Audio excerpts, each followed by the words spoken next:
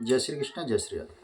आइए आज हम सभी जानते हैं मनुस्मृति के बारे में कि क्या यह किसी के खिलाफ है या कोई भी स्पष्ट संदेश देना चाहता है जो इसके बारे में हो सकता हो हम न जानते हों। तो क्या है इस विषय में, आइए हम सुनते हैं। क्योंकि शास्त्र, गुरु, माता पिता एवं अन्य जो सुहृद जन है, ये सबके कल्याण की ही कामना करते हैं। तो यहाँ एक श्लोक हम सभी बचपन से सुनते आ रहे हैं जिसको कहा गया है, सत्यम ब्रूयात् प्रियम ब्रूयात् न ब्रूयात् सत्यम अप्रियम, प्रियम च नानृतम ब्रूयात् देश धर्म सनातन। सनातन धर्म है। क्या सनातन धर्म है? कहते हैं सत्य बोलें, प्रिय बोलें, ऐसा सत्य ना बोलें जो अप्रिय लगने वाला हो।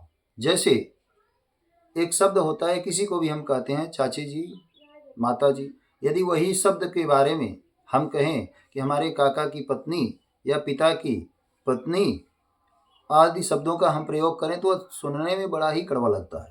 यदि माता जी कहने से या चाची जी कहने से, बहन जी कहने पर सब प्रसन्न होते हैं, लेकिन इसके जो पद इसके बाद में बनते, साथ में बनते हैं, उस भाव को यदि हम प्रकट करें तो वह जो है कड़वा हो जाता है। इसलिए कहते हैं सत्यम ब्रूयात् प्रियम ब्रूयात् न ब्रूयात् सत्यम अप्रियम।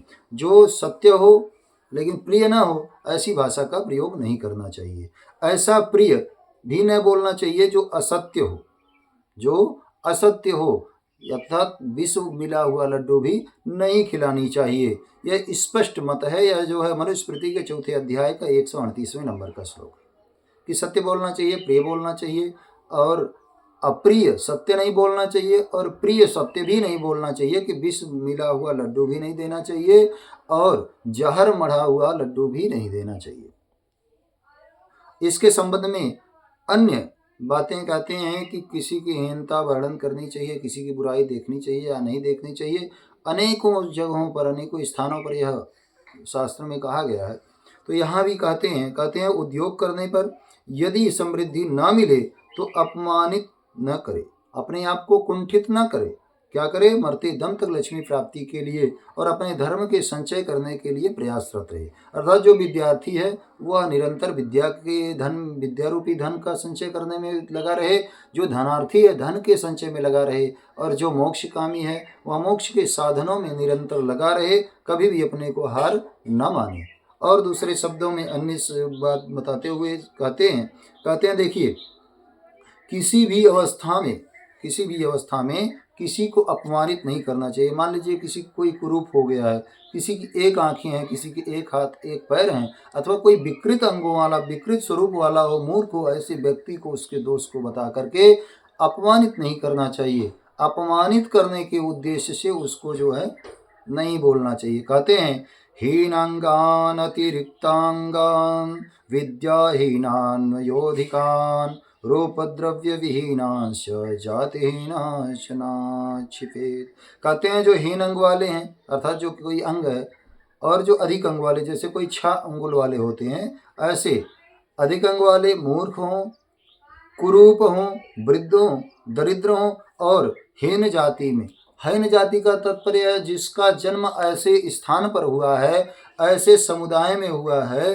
कि जहाँ भगवान के विषय में कोई नहीं जानता है, शास्त्रों के विषय में कोई नहीं जानता है, या गुरु ब्राह्मणों के प्रति जिसका आस्था नहीं है, भगवान के प्रति जिसका प्रेम भाव नहीं है, गंगा आदि नदियों से बहुत दूर है, जहाँ तक वेद की शंख की ध्वनि और गंगा नदी की पवित्रता का स्पर्श भी नहीं हो पाता है, ऐसे देश में, ऐसे कुल में उत्पन्न होने वाले जो हैं, ऐसे लोगों को भी कभी वो अपमानित न करे, बल्कि उनके तिरस्कार न करते हुए उनके कल्याण के लिए विचार करे और कल्याण कामी विचार ही करे। आगे कहते हैं झूठे मुँह गौ ब्राह्मण तथा आग को हाथ से स्पर्श ना करे, स्वस्थ रहते कभी अपवित्र स्वावस्था में आकाश में नक्षत्र तारों को, नक्षत्रों की ओर, ग्रहों की ओर ना देखे। कहते हैं अस्वस्थ अवस्था में, मतलब यह जो एक मनुस्मृति है, यह हमारे जीने से लेकर के मरने के बाद तक की क्रियाओं का बड़े ही विशद और तार्किक ढंग से प्रमाण सहित यह जो है उत्पन्न बताया गया है। जैसे कि पहले श्लोक में हमने बताया कि सत्य बोलिए लेकिन प्रिय बोलना चाहिए। सत्य बोलेंगे और प्रिय बोलेंगे तो हमारा हमेशा आदर होगा। यह भ्रांतियां हैं कि सत्य हमेशा जो है परेशान होता है परेशान होता है जब उसके तत्व को हम न जान करके हम अपने मन गढ़ंत तरीके से चलते हैं, तो सत्य अवश्य परेशान होता है। क्योंकि कहते हैं त्याग शांति अनंतरम, त्याग से शांति की प्राप्ति होती है। यदि त्याग की भावना नहीं है तो हमारे लिए जो भोग की असारता है वह समझ में नहीं आएगी और भोग के अभाव में हमें दुख की प्राप्ति होगी। जैसे कि मोक्षकामी जो व्यक्ति है उसका लोग तो अपमान करते ही हैं, लेकिन वह अपमान को भी जो है अपने हृदय से न जोड़ते हुए, क्योंकि वसुधैव कुटुंबकम की भावना रखते हुए आत्मैव आत्मा जो है अयम आत्मा ब्रह्म, इस भावना रखते हुए कि सब में परमात्मा ही ब्रह्म के रूप में है, यदि वह भाषा शैली किसी अन्य भाषा में बोली जाए तो वह सुनने वाले को कड़वा नहीं लगेगी। तो इस प्रकार से जब ज्ञान की चरम सीमा प्राप्त हुआ व्यक्ति होता है, इन शास्त्र के प्रमाणों को अपने जीवन में उतारते उतारते जब यह धारणा में हो जाता है, उसके जीवन का एक चर्या बन जाता है, तब वह किसी भी प्रकार से शरीर के सुख और दुख से सुखी नहीं होता है।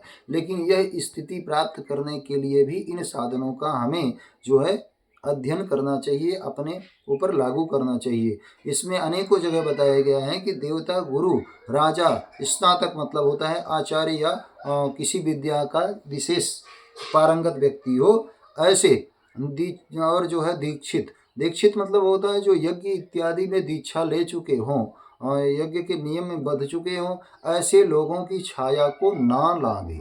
ऐसे लोगों की छाया लागने से दोष लगता है। जैसे अपने गुरुजन हैं, उनका पहना हुआ प्रयास करें कि चप्पल या अन्य जो वस्तुएं हैं उनके आशीर्वाद से ग्रहण करें तो प्रसाद स्वरूप होता है, अन्यथा इनका भी स्पर्श, इनका भी जो है धारण करना दोष की सीमा में आ जाता है। ऐसे में जो गुरु हैं हमारे परम पूजनीय हैं, जिनके हम चरण स्पर्श करते हैं, तो ऐसे इनके सिर, इनके विभिन्न शरीर के अवयवों को यदि हम लांघते हैं तो हमें जो है अतिक्रमण दोष लगता है। इसलिए जो है हमें इनका लांघना उचित नहीं है। दूसरे शब्दों में हम समझे तो इनकी बनाई हुई मर्यादा को, जो इनके सिद्धांत के खिलाफ है, गुरु के खिलाफ है, ब्राह्मणों के खिलाफ है, स्नातकों के जो जैसे जिस विद्या का पारंगत है उस विद्या में, उस क्षेत्र में जानकारी के बगैर उनके नियमों को पालन ही करना चाहिए, कहे हुए आदेशों का पालन ही करना चाहिए, उसका अतिक्रमण नहीं करना चाहिए, क्योंकि उसका अतिक्रमण करने से हमारा नाश तय हो जाता है। इसके अतिरिक्त कहते हैं जैसा कि आज समाज में अनेक प्रकार से व्यभिचार प्रसरित हो रहा है, अनेक प्रकार की चरित्रहीनता और संस्कारहीनता प्रस्तुत हो रहा है, देखने में यत्र तत्र सर्वत्र देखने को मिल रही है, और सदाचारी लोगों की संख्या दिन प्रतिदिन घटते जा रही है। ऐसे में मनुस्मृति सिद्धांत के बारे में हम सुनना चाहेंगे, जानना चाहेंगे कि इस विषय में मनुस्मृति का क्या कहना है। तो कहते हैं कि अनेक प्रकार के पाप संसार में अनेक प्रकार के पाप हैं जो आयु को घटाने वाले हैं, पुरुष की आयु को घटाने वाले हैं। उसमें सबसे बड़ा आयु को घटाने वाला और जो है क्लेश प्राप्त कराने वाला और यश का नाश करने वाला जो है वह पर स्त्री गमन ही है। कहते हैं ना ही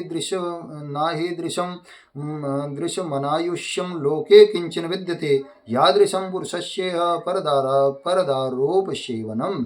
परदारा मतलब होता है दूसरे की पत्नी का जो है सेवन करना, यह पुरुष के आयु को नष्ट करने वाला है। यह चिंता, शोक और जो है मोह से उत्पन्न होने के कारण यह जो है सर्वनाश का द्योतक है। इसलिए सच्चरित्र लोगों का ही इस शास्त्र में जो है गति है, और सच्चरित्र लोग ही इसको पढ़ करके लाभान्वित हो सकते हैं। चरित्रहीन व्यक्ति इस शास्त्र को अथवा कोई भी शास्त्र को वह अंगीकार नहीं कर सकता, क्योंकि जब वह शास्त्र को अंगीकार करेगा, जैसे राम के आदर्शों को मानेगा, तो एक पत्नी व्रती और जो है उनके तमाम धर्माचरण को अपने में उतारना पड़ेगा। यदि उनको उतारा नहीं जाता है और फिर उन्हीं की कथा की जाती है तो कहीं न कहीं ये दंभ का बहुत बड़ा परिचायक हो सकता है।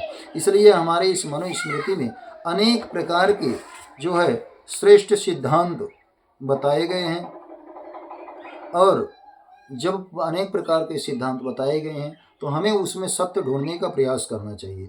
एक सत्य सिद्धांत और आपके सामने रखना उचित समझते हैं। यद्यपि यह जो है मनुस्मृति शास्त्र जो है लगभग 2700 श्लोकों के आसपास इसमें है, तो बहुत विशद है और इसका व्याख्या भी बहुत जटिल है, और हृदयंगम करने वाले के लिए कल्याण का कारण बनता है। कहते हैं वेदाभ्यासेन सततं शौचेन तपसैव च अद्रोहेण च भूतानां जातिं स्मरति पौर्विकीम। कहते हैं पहले सुनते आए हैं शास्त्रों में, अब तो यह अगर कोई कह देता है तो ये बड़ा आश्चर्य होता है और हमें कल्पोल कल्पित लगता है। तो क्या कल्पोल कल्पित लगता है? कहते हैं कि निरंतर वेद के अभ्यास से, पवित्रता से, तप से, प्राणियों की अहिंसा से पूर्व जन्म की जाति का स्मरण होता है। जाति का मतलब क्या होता है? पूर्व जन्म की उत्पत्ति हमारी किस प्रकार से हुई थी और किस अवस्था में थी, यह सब हमें मालूम होता है। कैसे? इसी शास्त्र को, जो इसी वाक्य को जो है कहते हैं योग शास्त्र के अनुसार कहते हैं कहते हैं अपरिग्रहात् पूर्व जन्म स्मृति लाभ। मतलब यदि हम अपरिग्रह रखते हैं, यानी कि किसी वस्तु, व्यक्ति, स्थान, परिस्थिति में मोह नहीं रखते हैं, तो निसंदेह हमें क्या प्राप्त होता है? पूर्व जन्म के स्मृति का लाभ होता है कि पूर्व जन्म में हम क्या थे, कैसे थे। दूसरे श्लोक में कहते हैं पूर्व जन्म के जाति स्मरण होने पर भी वह नित्य वेद का ही अभ्यास करता है।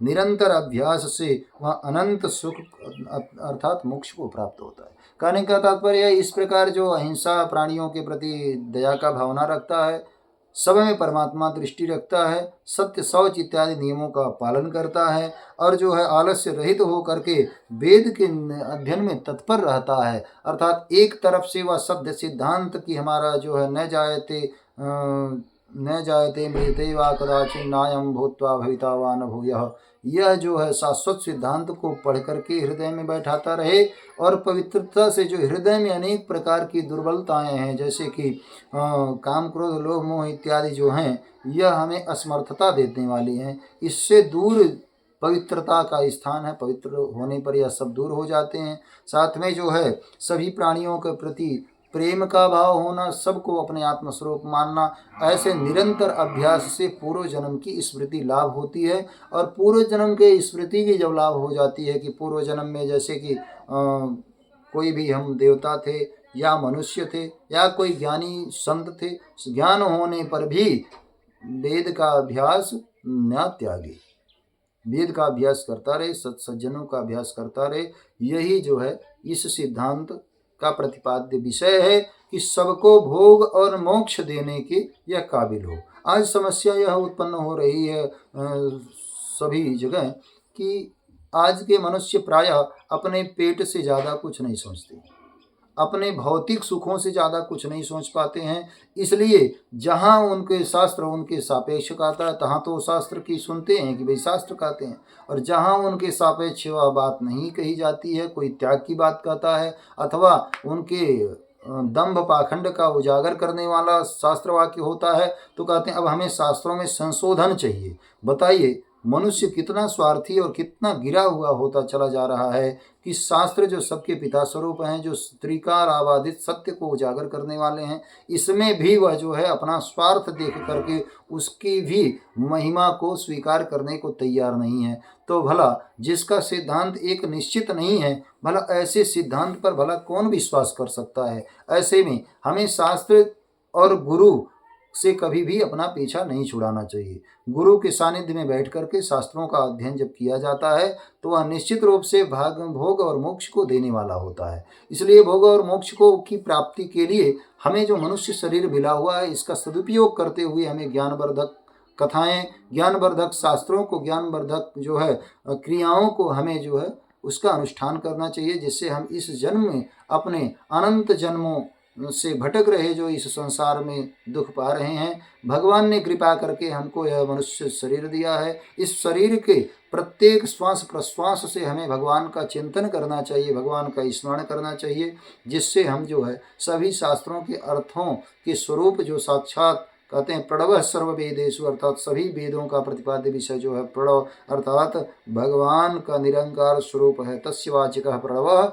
इत्यादि सिद्धांतों को समझ करके अपनी बुद्धि को समाहित कर सकें और अपने इस जीवन का यथेष्ट लाभ ले सकें। इसीलिए हमें शास्त्रों को पढ़ना चाहिए। किसी भी शास्त्र अथवा गुरु का दर्शन पूजन राग द्वेष से कदापि नहीं करना चाहिए। क्योंकि राग द्वेष से करने पर यह जो जन्मांतर के ही जन्मों के पुण्य उदय होने से संतों के शास्त्रों के हमें लाभ प्राप्त होते हैं। यदि इस बार ही हम तिरस्कार करेंगे तो शायद हमें कभी भी यह मिलने वाला नहीं है। इसलिए हमें अपने जीवन को सार्थक बनाने के लिए शास्त्रों की बात कही हुई बातों को हमको पहले पढ़ना चाहिए, सुनना चाहिए, फिर मनन करना चाहिए, फिर निधिध्यासन करना चाहिए, अर्थात उसको जान करके उसमें निश्चित रूप से स्थित हो जाना चाहिए। इसलिए तो हम सभी मिल करके इस शास्त्र को, मनुस्मृति को और 16 संस्कारों को, वेद, स्मृति ग्रंथ, नीति ग्रंथ जैसे विदुर नीति, चाणक्य नीति इत्यादि हैं, ये सभी ज्ञान को प्राप्त करके और अपने जीवन को उसमें ढाल करके लौकिक पारलौकिक सभी सुखों को प्राप्त करने के लिए, भगवद अर्पण बुद्धि को बनाने के लिए निरंतर हम शास्त्र चिंतन में लगे रहें। ऐसी ही हमारी कामना है आप सबसे। आप सब भी इसके चिंतन में लग जाइए और अविलंब अपने इस जीवन के महत्वपूर्ण अंश को भगवान के प्रति समर्पित करते हुए उस दिव्य ज्ञान को, उस दिव्य चेतना को प्राप्त करने का प्रयास करें और उसको प्राप्त भी करें। ऐसी हमारी कामना है। इसी के साथ हम अपने वक्तव्य को विराम देते हैं। फिर मिलते हैं आप सभी के साथ नए वीडियो के साथ। तब तक बने रहिए हमारे साथ। जय श्री कृष्ण, जय श्री राधे।